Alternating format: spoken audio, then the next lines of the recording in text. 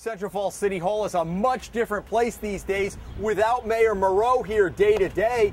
This week we sit down with the state receiver trying to right the city's financial ship for his first one-on-one interview. I was surprised when the call came in and they wanted me to do this, and I thought this is a good fit, and I'm certainly willing to take it on. Retired Superior Court Judge Mark Pfeiffer, now faced with the challenge of getting the bankrupt city of Central Falls back on solid financial ground as the first state receiver appointed under a law passed in the last session of the General Assembly.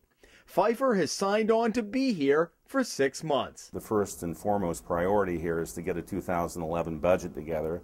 We're already a month into the fiscal year. A budget was never adopted by the city.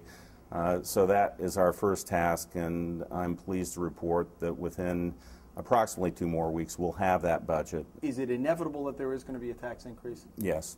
Is it going to be pretty significant?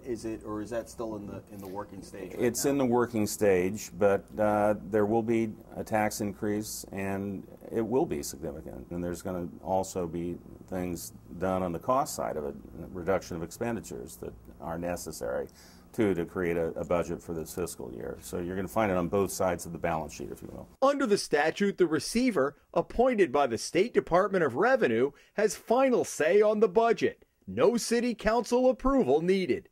Pfeiffer, though, says he's met with each member of the council and wants to use them as a liaison to the community that may be a little wary of an outsider coming in and taking control at City Hall. It's been important for me to reach out to the council, to involve them, because they're sort of the people on the ground here. They're the elected officials, at least for the wards throughout the city.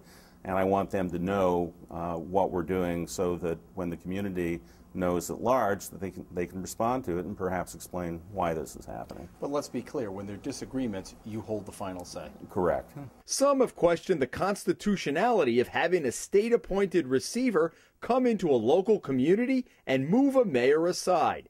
In this case, Charles Moreau, whose second-floor office is now locked and empty. We have a duly elected mayor. All of a sudden, he's been put off to the side. This could happen somewhere else. Is this constitutional? Will the ACLU get involved? I'm sure you heard all of that. Sure. So give me, as the receiver, but also with your judicial eye, and I'm not expecting you to form a legal opinion, but I'm sure you read that legislation before you came in here to see what the parameters were. Can you explain to people out there who say, well, why should this guy be able to come in and bump off our mayor to the side and start running day to day, and how that holds up constitutionally? Okay. Well, the mayor, he does retain his office. He's been bumped aside just in terms of having any responsibilities for the day-to-day management of the city, but he retains the office. Now, as far as the constitutionality of the statute is concerned, I can assure you that when this was pulled together as a proposed law in the last session of the General Assembly, that it was certainly vetted by the administration, and I'm sure also by the Senate and the House, to make sure that it would conform to any constitutional requirements that may exist. Pfeiffer says he is not allowed under the law to break any existing union contracts, but adds that he will be meeting in the coming weeks with representatives of the various bargaining units to talk about the city's financial position going forward.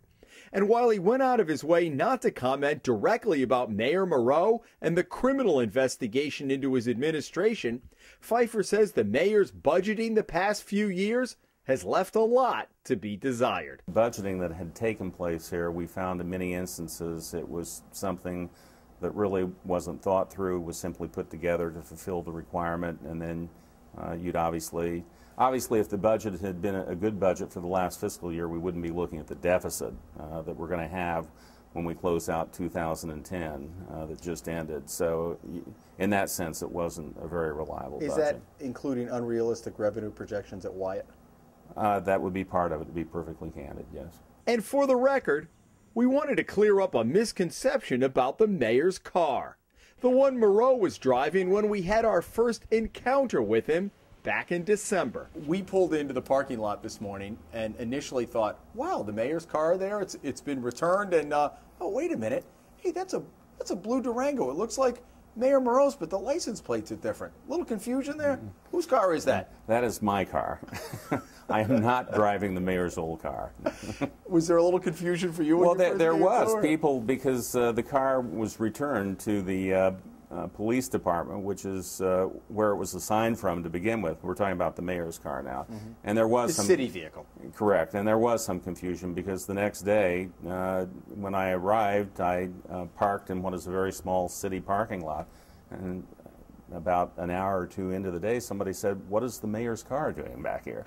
But it's my car, Jim. So. There's no truth to the rumor that you were chosen specifically because you drive a blue Durango, right? I believe there is no truth to that. All right, rumor. I want to put that rumor to rest right now. In Central Falls, Jim Hummel for the Hummel Report.